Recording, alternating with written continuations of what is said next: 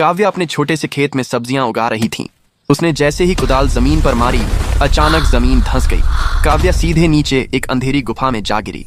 काव्या की आंखें फटी की फटी रह गईं। वो गुफा पत्थरों से नहीं बल्कि सोने की ईंटों से भरी पड़ी थी। काव्या ने बिना एक पल गंवाए अपनी टूटी हुई ट्रॉली निकाली, उसमें सोने की ईंटें लादीं और मुश्किल से ऊपर चढ़कर अपनी झोपड़ी में ले आई। रातों रात चमत्कार हुआ।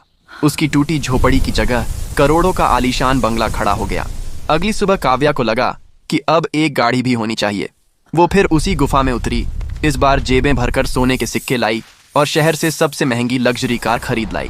लोग देखते ही रह गए। काव्या अब अमीर थी, लेकिन उसका दिल अभी भी सोने जैसा था। उसने सोचा, क्यों ना इस खजाने से पूरे गांव की गरीबी मिटा दूं।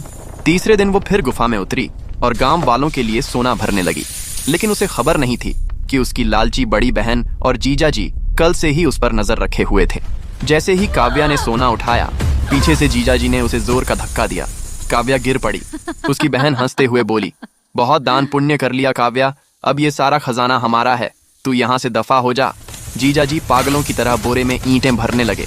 काव्या घबराकर अपनी जान बचाने के लिए रस्सियों के सहारे जल्दी से बाहर निकल गई। लेकिन जैसे ही काव्या बाहर निकली, धरती ढोलने लगी।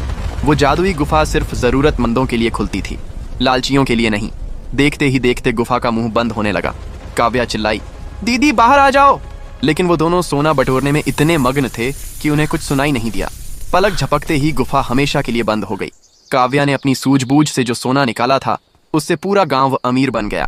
लेकिन लालची बहन और जीजा जी अपनी करनी का फल भुगतने के लिए उसी सोने के ढेर के साथ हमेशा के लिए दफन हो गए।